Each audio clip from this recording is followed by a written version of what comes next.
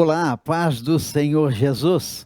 E estamos iniciando mais uma apresentação do programa Escola Dominical em Seu Lar, transmitido aqui da Igreja Evangélica Assembleia de Deus em Joinville, igreja pastoreada pelo pastor Sérgio Melfior, que também é o vice-presidente da CIADESP, Convenção de Pastores do Estado de Santa Catarina e Sudoeste do Paraná. Eu sou o pastor Josias Rosa e coordeno a Escola Bíblica Dominical aqui da IADJO. E é uma alegria poder estar juntamente com você nesta oportunidade para esta aula maravilhosa, lição número 3, de 17 de abril de 2022. E convidamos para estar conosco pastor Emílio Henklin e também pastor Ivaldo, da Costa, que estão conosco hoje para compartilhar este assunto tão importante da nossa lição.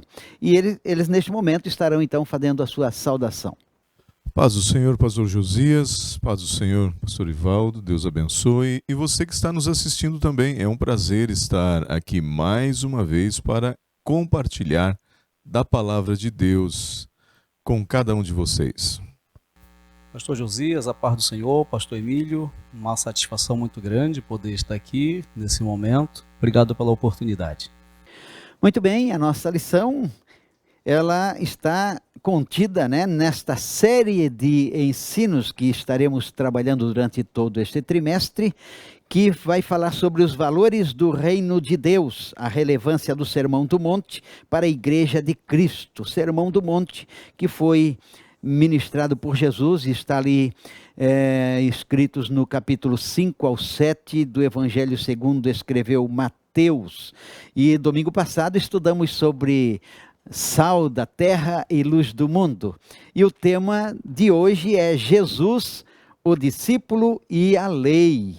O nosso texto áureo está em Mateus capítulo 5, versículo 20, que nos diz assim: porque vos digo que, se a vossa justiça não exceder a dos escribas e fariseus, de modo nenhum entrareis no reino dos céus. Este é o nosso texto áureo. Já a nossa verdade prática nos diz assim: os seguidores de Jesus são chamados a viver a justiça do reino de Deus. Essa justiça, baseada na nova aliança em Cristo, nasce no interior do crente e reflete no exterior da vida. Lição maravilhosa vai ser trabalhado sobre este tema. A leitura em classe está em Mateus capítulo 5, versículo 17 ao 20. E nós vamos aproveitar, os nossos companheiros vão fazer essa leitura, Não é muito extensa. Eu estarei lendo o primeiro versículo e os demais sucessivamente estarão dando continuidade. Não cuideis que vim destruir a lei ou os profetas. Não vim abrogar, mas cumprir. Porque em verdade vos digo que até que o céu e a terra passem, nem um jota ou um tio se omitirá da lei, sem que tudo seja cumprido. Qualquer, pois, que violar um destes menores mandamentos, e assim ensinar os homens, será chamado menor no reino dos céus. E aquele, porém, que os cumprir e ensinar, será chamado grande no reino dos céus. Porque vos digo que, se a vossa justiça não exceder as dos escribas e fariseus, de modo nenhum entrareis no reino dos céus. Lição maravilhosa. Nesta lição, então, estudaremos a respeito da relação de Jesus com a lei e o que ele deseja de seus discípulos. Veremos que o Senhor Jesus cumpriu toda a lei. Destacaremos também a diferença entre a letra da lei e o espírito e, finalmente, será analisado a justiça do reino de Deus. No Sermão do Monte, poderemos então perceber com muita clareza que o nosso Senhor Jesus Cristo não destruiu a lei nem o ensino dos profetas, mas cumpriu e os aperfeiçoou. Assim como também os seus seguidores, A nossa justiça deve também transcender a dos escribas e fariseus, conforme está relatado no capítulo 5, versículo 20 do Evangelho segundo escreveu Mateus. Então vamos já para o primeiro tópico da nossa lição, que vai falar sobre Jesus cumpriu toda a lei. Dentro deste tópico, teremos os subtópicos aqui: um, compromisso com o passado. Jesus não veio destruir a lei. E, por último, Jesus cumpriu e aperfeiçoou a lei. Pastor Emílio Henkley. Pois então, nós temos o primeiro tópico aqui: Jesus cumpriu toda a lei, um compromisso com o passado, o primeiro ponto. É interessante analisar, a nossa lição diz que havia um propósito em Cristo, ele não veio desconstruir o passado. O que dá para entender é que ele veio alinhar, ele veio colocar no prumo aquilo que tiraram ao longo do tempo. A gente pode observar isso. Para ser bem direto, e pela leitura que a gente faz do Sermão do Monte, do Sermão da Montanha, Jesus começa o seu discurso de uma forma bem leve, bem suave. Ele começa falando de princípios maravilhosos. Mas a intenção, quando você percebe que vai avançando os versículos, você vai perceber que Jesus está indo em direção a uma fragilidade dos assuntos daquela época. Jesus, a intenção dele é ir lá num ponto frágil e atingir justamente aonde estava bagunçado. Como assim? A interpretação fria e negativa dos fariseus, dos judeus da época, dos sacerdotes, precisava ser corrigido. Então, quando alguém vê Jesus entrando assim de forma enérgica nessas questões, não veio para destruir a lei, ele não veio para desfazer. Na verdade, o que ele queria era trazer um ensino novo, uma interpretação correta a respeito da palavra de Deus. A crítica de Jesus a esses homens nessa época não era algo sem base. Ele tinha uma base para isso, claro. Ele procurou desmascarar esses homens que transtornaram tudo. Bem, vamos ser sinceros, nossos dias não é diferente. Há muitos que surgiram por aí, formando religiões, formando seitas, que transtornaram a palavra de Deus, até mesmo o próprio Evangelho. Estão, na verdade, decepcionando com suas interpretações. No caso desses homens, o que eles fizeram? Eles algemaram as pessoas a preceitos e tradições que não tinham nada a ver com a lei. Então Jesus veio com esse compromisso mesmo, compromisso com o passado. Vou corrigir o que está errado. Pastor Ivaldo. Essa é uma verdade de extrema importância para que nós meditemos sobre a lei, os preceitos que Deus estabelece ao seu povo como norma, como padrões. Quando o povo sai do Egito, ele sai sem leis, sem regras, sem limites, sem ditames. E o que é que Deus queria com Israel? Tornar a nação de Israel uma nação referência.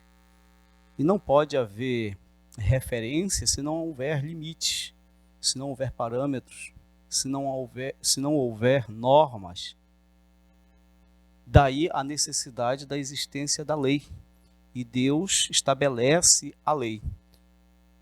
Como a nossa lição nos faz entender, os fariseus, que eram responsáveis na época, os escribas, que eram responsáveis pela interpretação da lei, não compreenderam esse sentido exato da lei, que na verdade a lei ela vem trazer em voga o amor de Deus, um senso de compaixão, de amor, de afeto para com o próximo.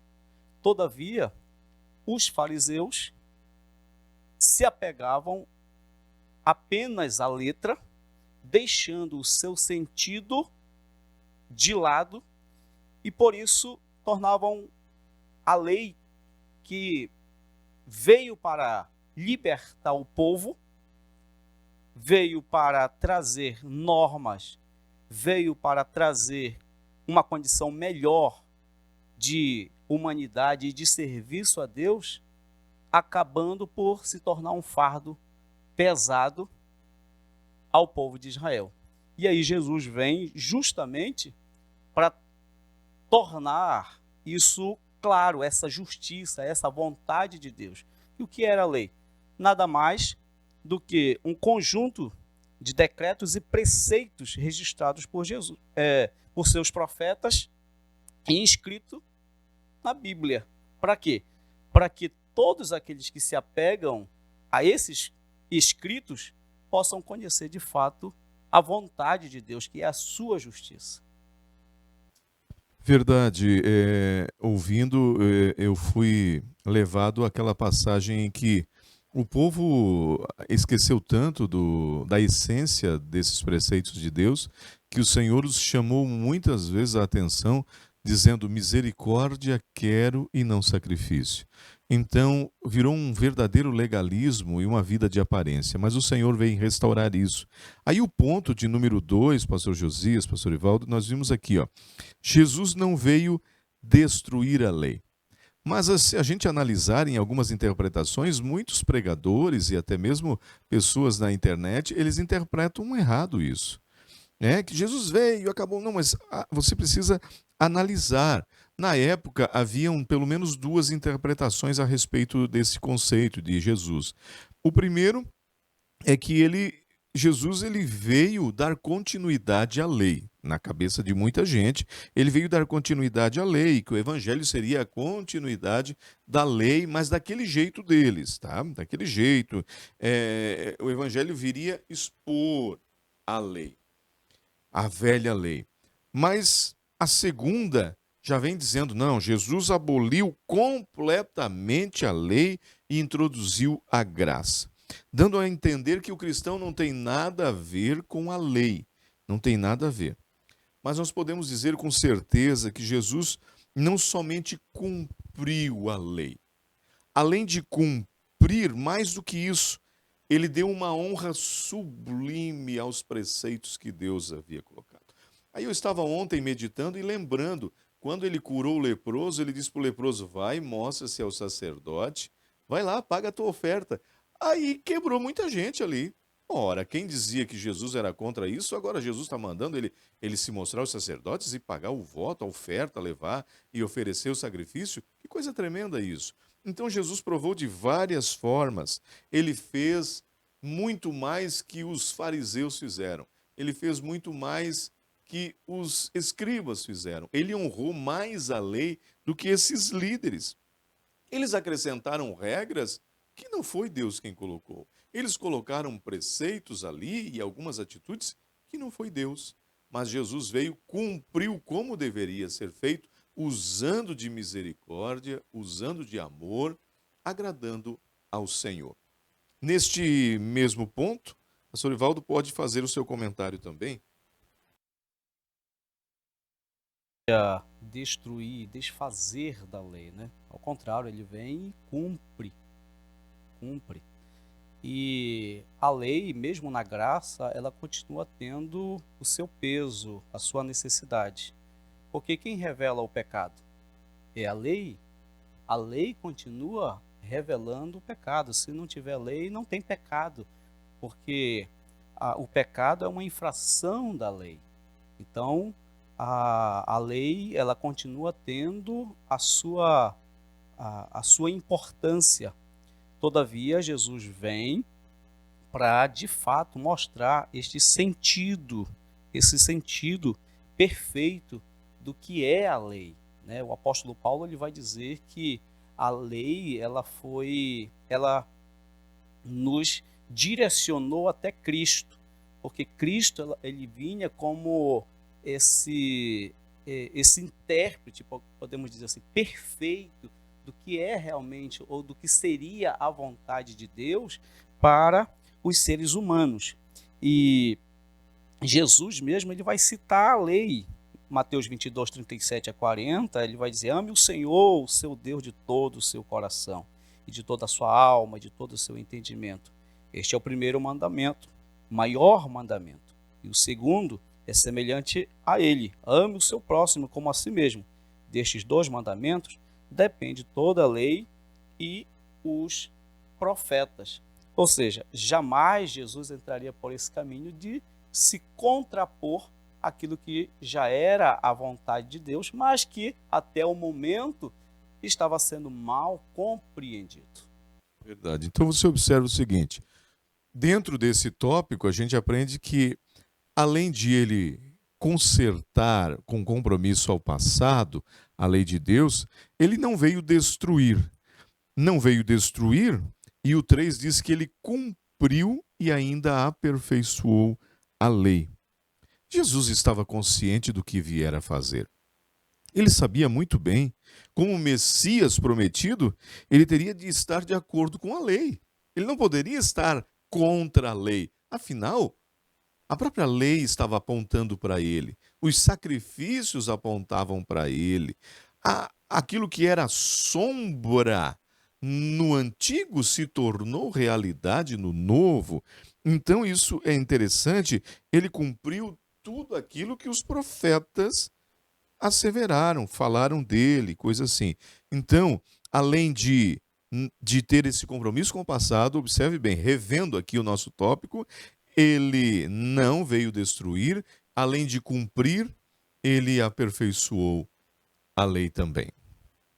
Pastor Josias. Muito bem, aí passamos então este primeiro tópico da nossa lição. Jesus cumpriu toda a lei e agora vamos para o segundo ponto, a letra da lei, a verdade do Espírito. Dentro deste segundo ponto, temos aqui o que a expressão letra da lei significa.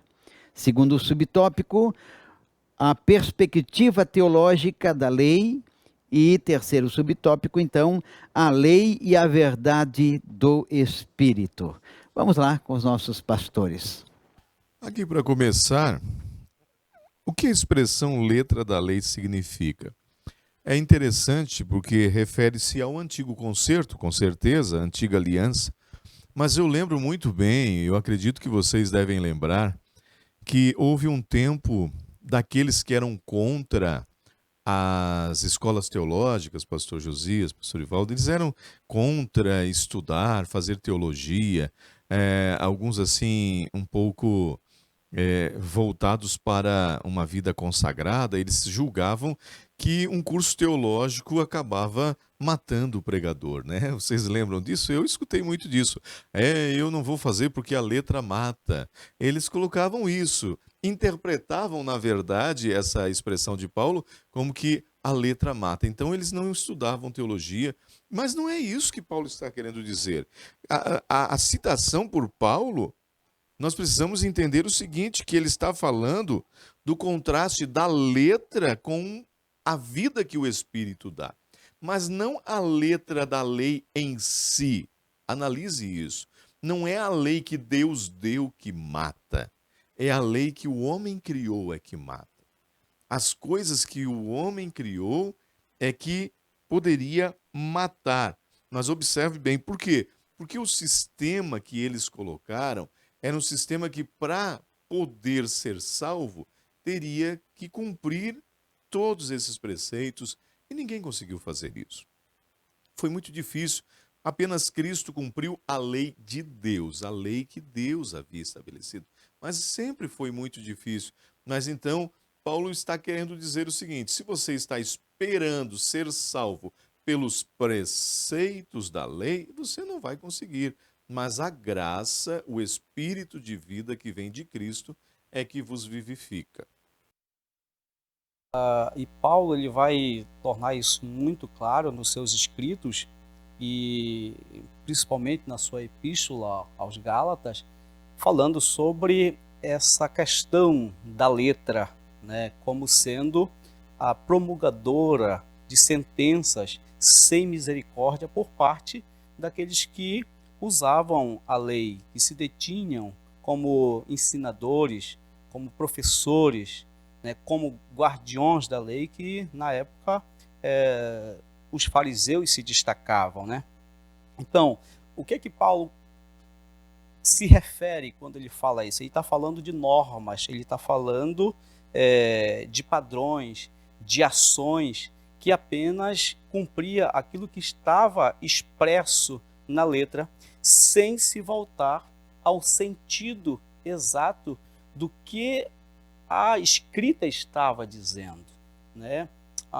Por exemplo, Lucas, ele escreve no capítulo de número 13, o versículo de número 14, ele fala de uma mulher que entrou na sinagoga num sábado, e essa mulher, pastor Emílio, já sofria só há 18 anos, encurvada, né? E Jesus viu a mulher, chamou-a e disse: olha, você está liberta. Mas o líder da sinagoga fez uma observação, porque estava preso à letra da lei e não ao sentido da lei, que naquele momento Jesus acabou de cumprir, que era o amor ao próximo, a misericórdia ao próximo. E ele disse: olha, vocês têm a semana toda aí, de domingo até sexta-feira, para procurarem Jesus para serem curados. Por que você vem procurar só no sábado? Porque estava na lei que o sábado, dentro daquilo que nós conhecemos como a divisão da lei em lei moral, lei civil e lei cerimonial, o sábado estava preso à lei cerimonial. Então o sábado devia ser reservado ali para uma adoração, para que o povo se voltasse a cultuar a Deus, né? E aí está um grande exemplo da forma como se via a lei nos dias de Jesus, né? Verdade, até dentro disso eu estava lembrando de outros acontecimentos, como o homem da mão mirrada, o paralítico de Betesda. Até então ninguém havia se preocupado com eles, mas quando o Senhor os curou, eles se preocuparam mais com o dia de sábado do que com a vida daquela pessoa. É aqui que nós entramos na segunda parte, no segundo ponto da perspectiva teológica da lei, falando justamente desses três aspectos da lei. Nós vimos nesses três aspectos, essas três partes importantes. A lei como moral, judicial ou civil, né, que nós vamos ver aqui, e cerimonial. Esta parte da cerimônia que nós entendemos que Jesus aboliu. Por quê? Porque era isso que estava estragando muita gente. Eram rituais, eram sacrifícios sem misericórdia, eram sacrifícios sem nenhum sentido de amor, sem amor nenhum. Então nós vimos Jesus agindo nesse lado. Por exemplo, os 10 mandamentos, nós encontramos aqui a parte moral da lei, quando o Senhor coloca aqui, além de outros princípios. Na lei judicial, ou até mesmo falando na questão civil, falava do relacionamento entre os judeus e outros também, outros relacionamentos. E aí nós vimos a cerimonial, que eram questões atreladas a sacrifício, holocaustos, ritos, sistemas de adoração, que nós encontramos lá no livro de Levíticos.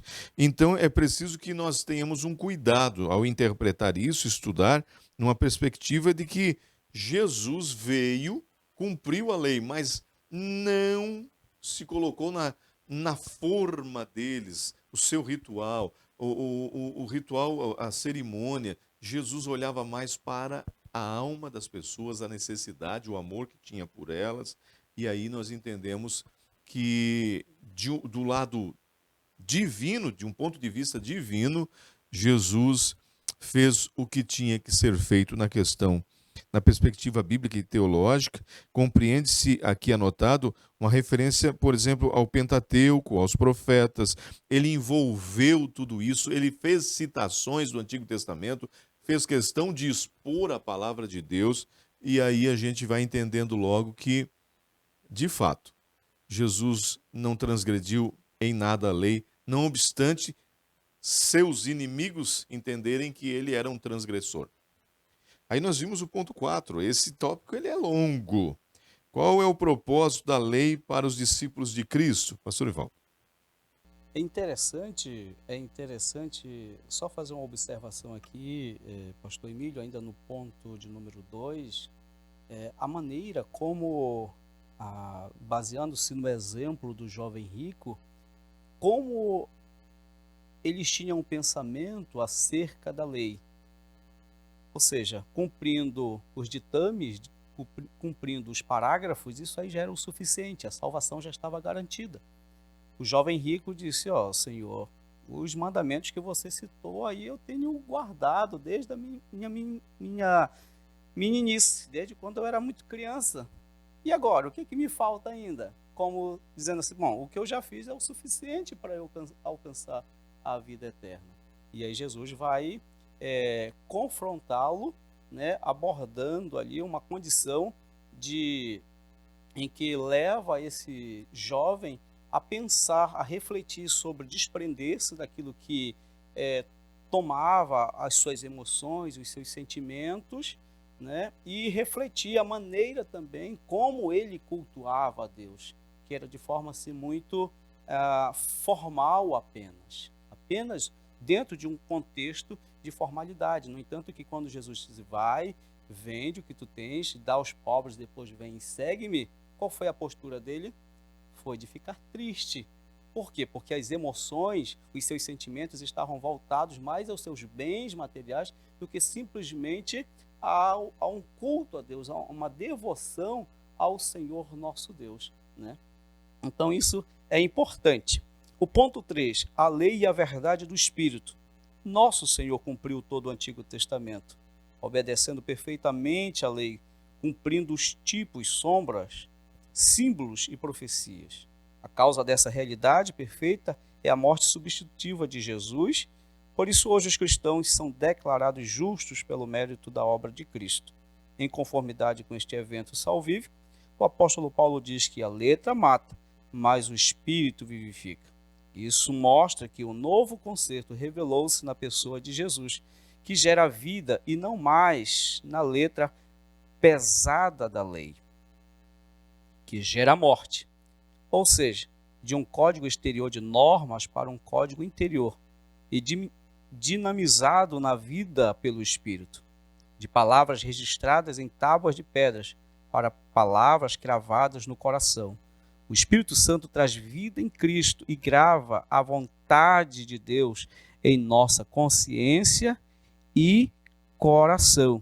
Então, é importante o que o comentarista fala aqui sobre a ação do Espírito Santo dentro desse novo momento, dessa nova dispensação, a condição que ele nos dá para o entendimento daquilo que de fato é a vontade de Deus, que não se resume apenas numa compreensão no sentido apenas da leitura, mas da vivência, da prática, dos atos, das relações, que isso aí é de suma importância para todos nós. Eu anotei alguma coisinha aqui. A justiça de Deus é exigida nas inter-relações, na maneira como eu percebo o meu próximo, independente das circunstâncias. Ou seja, o que Deus deseja hoje para os seus discípulos, como seus seguidores, é que nós vivamos bem uns com os outros, porque o reflexo dessa nossa vivência, dessa nossa inter-relação, nos leva também a uma boa vivência, a uma boa comunhão com Deus. Porque o amor a Deus, ele é, ao mesmo tempo que ele é vertical, ele também é horizontal. Eu não posso dizer que eu amo a Deus se eu aborreço meu irmão. Inclusive o apóstolo João, ele vai dizer que aquele que comete essa ação de dizer que ama a Deus, mas aborrece o seu irmão, está por meias verdades, ou seja, está mentindo, né? Não está sendo verdadeiro, porque não existe amor a Deus sem o amor ao próximo, e o Espírito Santo nos dá essa condição de compreendermos esta realidade. Que bênção. Pastor Josias, e aí a gente fica olhando a parte que nos cabe. Será que isso serve para nós? O ponto 4 diz: qual é o propósito para os discípulos? Bem, eu resumo tudo isso naquilo que Paulo disse. Tudo que dantes for escrito, para o nosso ensino foi escrito. Acredito que muitas coisas do que está lá na lei, aí eu disse assim, não, isso daqui, eu lembro que cheguei há poucos dias numa cidade, e aí o pastor disse assim, eu estou passando uma certa tribulação aqui com um senhor, que quando vai pregar alguma coisa do Antigo Testamento, ele levanta e vai embora, diz que ele não aceita que pregue o Antigo Testamento, mas eu disse, você precisa ensiná-lo de que toda a Escritura é divinamente inspirada e proveitosa. Isso inclui também a lei do Senhor, o livro lá de Levíticos, a repetição de Deuteronômio, isso inclui para o cristão também vivermos o que está ali. É verdade. Como que a pessoa vai entender o Novo Testamento se ele não tiver uma base, né, do como era na antiga aliança? Como vai entender um pouco de escatologia se ele não tiver conhecimento do livro de Daniel, de Isaías, enfim, que também trabalha a questão escatológica. Então a Bíblia, ela é um livro completo, né, para a nossa edificação, para o nosso conhecimento. Estamos indo já para o final, né, para o terceiro tópico da nossa lição, que vai trabalhar aqui a justiça do reino de Deus. Quem é grande no reino de Deus? Olha uma pergunta. Segundo, a justiça do reino de Deus. Esse tem só 2 subtópicos, né? Então vamos lá, pastor Emílio, a justiça do reino de Deus. Quem é grande? Aliás, olhando para o ego humano, quem não gosta de ser grande? Nós temos que cuidar com isso. Na verdade, entre os rabinos judeus, fazia-se uma divisão da lei, dos 613 preceitos ou mandamentos que haviam ali, eles dividiam entre positivos e negativos, ou negativos e positivos. Por exemplo, os negativos eram um total de 356 negativos e 248 positivos. Aí eles faziam algo assim, constante. Debates, eles sentavam nas sinagogas e nos lugares para debater sobre quem era capaz de cumprir os pesados e os leves. Analise bem isso. E eles diziam o seguinte, bem, quem conseguir cumprir os pesados será o maior no reino de Deus. Quem conseguir cumprir os mais pesados, aqueles mais fortes. Sabe, eu lembro-me de quando eu era garotão aí de 14, 15, 16 anos, pastor Josias, pastor Evaldo, nós competíamos na empresa quem conseguia levantar mais peso. Era uma empresa de depósito e tinha caixas pesadas e nós competia. Aquele que conseguia levantar o maior peso era o mais forte. Parece que eu vejo os rabinos dizendo, olha, hoje eu consegui cumprir uma bem difícil ali. Eu consegui, eu vou ter um lugar especial lá. E olha só, os discípulos parece que estavam assim um pouquinho com essa mania, vamos dizer assim, com este hábito. E eles estavam na sala da Santa Ceia questionando, quem vai ser maior? Quem vai ser maior? Não, eu naquela missão que a gente foi, eu expulsei demônios, eu acho que eu vou ser o maior.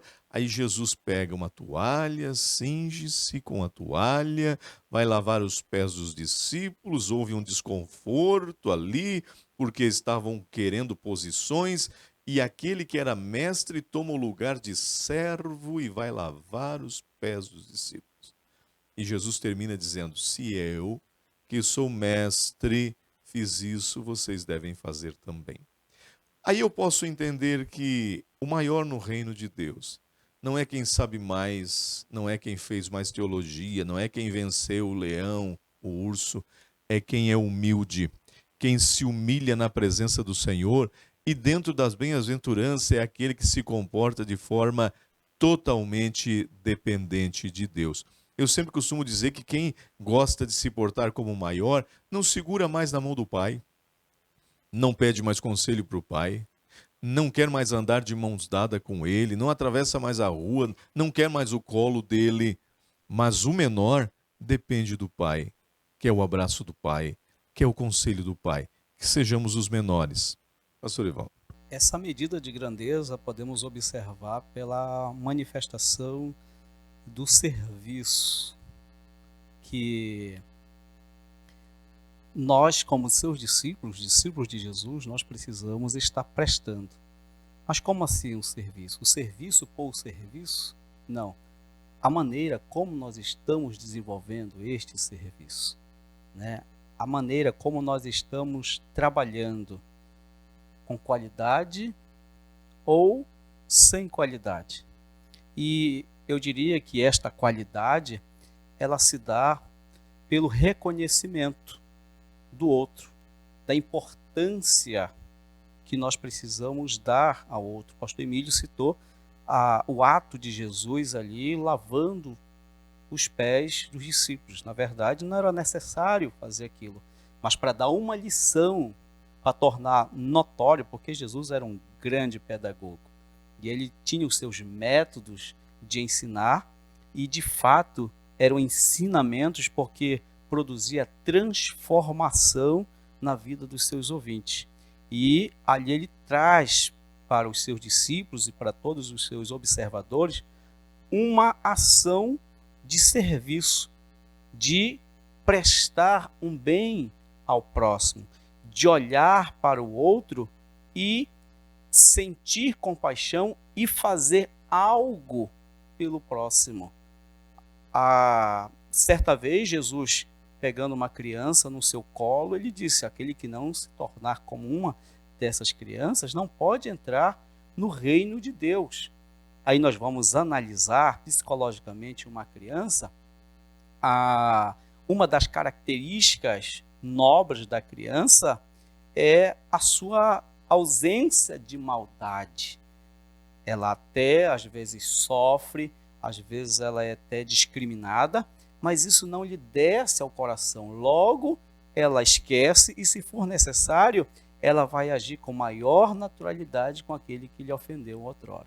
Então, essa deve ser uma característica nossa e que nos faz grandes diante de Deus. Ou seja, para que no reino de Deus sejamos grandes, logicamente que dentro do nosso mundo físico nós precisamos ser humildes, descer. Inclusive, é um dos preceitos, né, de Jesus do capítulo 5, versículo 3 de Mateus. Os pobres de espírito, porque deles é o reino dos céus. Verdade. Se queremos alguma coisa da parte do Senhor, é dessa forma que devemos nos comportar. O último subtópico de nossa lição, a justiça do reino de Deus. Aí a gente fica analisando o Senhor Jesus fazendo um paralelo entre a justiça ensinada pelos escribas com a justiça que realmente vinha de Deus. A princípio parecia um paralelo, depois se tornou uma conversa, um sermão paradoxal. Uma grande diferença. Nós entendemos muito bem a verdadeira justiça de Deus, nada a ver com o que eles apresentavam. Eles ensinavam sobre o homicídio, adultério, juramento de modo literal, mas não atentavam para o que realmente a pessoa era. Então, Jesus ensina que a justiça do reino de Deus teria que estar em consonância plena com a lei de Deus. Esse foi o motivo de ele dizer: portanto, sede vós perfeitos, como perfeito é o vosso Pai Celeste. Amém. E é interessante aqui, já chegando ao final desse ponto, o que o comentarista ele fala, né? Por isso a justiça exigida pelo Senhor Jesus aos seus discípulos é superior à dos escribas e fariseus. Em dados momentos, Jesus até dizia: façam o que eles ensinam, mas não façam o que eles fazem. É verdade, é uma justiça mais sublime, né? A nossa lição mais elevada. É uma justiça que só pode ser obtida mediante a fé, permitindo viver uma vida justa, piedosa diante do Senhor. Pastor Josias. Muito bem, chegamos ao final de mais uma maravilhosa lição que, junto com os nossos companheiros aqui, podemos aprender muito. Domingo que vem, estaremos estudando sobre resguardando-se de sentimentos ruins. Você não pode perder essa série de lições que estarão sendo ministradas dominicalmente. Venha participar da Escola Bíblica Dominical, a Escola da Família Cristã. Mas se você não pode estar presencialmente, nós estamos indo até você com Escola Dominical em seu lar. Se você foi abençoado por esta ministração, compartilhe com os teus amigos, nos seus grupos, para que outras pessoas possam também ser abençoadas pelo Senhor. Nós queremos neste momento orar em favor da sua vida e pedir que a mão de Deus continue te sustentando, te abençoando, te fortalecendo a cada momento. Oremos por você agora. Pai querido, Pai santo, neste momento nós oramos em favor de cada ouvinte, cada um dos que participaram desta ministração. Que a tua boa mão continue sustentando os teus filhos. Se alguém está tomando uma decisão, Senhor, foi tocado por ti para realmente exercitar a justiça, viver, Senhor, em conformidade com os ensinamentos da tua palavra. Pedimos que tu entres com providência, perdoando os seus pecados, salvando a sua alma, dando a alegria da salvação. Abençoa cada aluno da escola bíblica dominical, cada professor de classe. Abençoa todos, eu te peço, no nome de Jesus. Amém, amém. Pastores, fazendo as suas considerações. Deus abençoe, obrigado por sua atenção, obrigado pastor Josias pelo convite, pastor Evaldo pela companhia, compartilhar a palavra aqui. Deus abençoe você e assim que o Senhor venha iluminar seu coração e sua mente para servi-lo cada dia melhor. Deus abençoe você, Deus abençoe a sua família e fica o nosso convite. Seja um aluno da Escola Bíblica Dominical. Venha e permita ser transformado, ter o seu caráter forjado pelo ensinamento da palavra de Deus. Obrigado, pastor Josias. Obrigado, pastor Emílio. Deus abençoe a todos nós. Muito bem, que Deus vos abençoe em Cristo Jesus.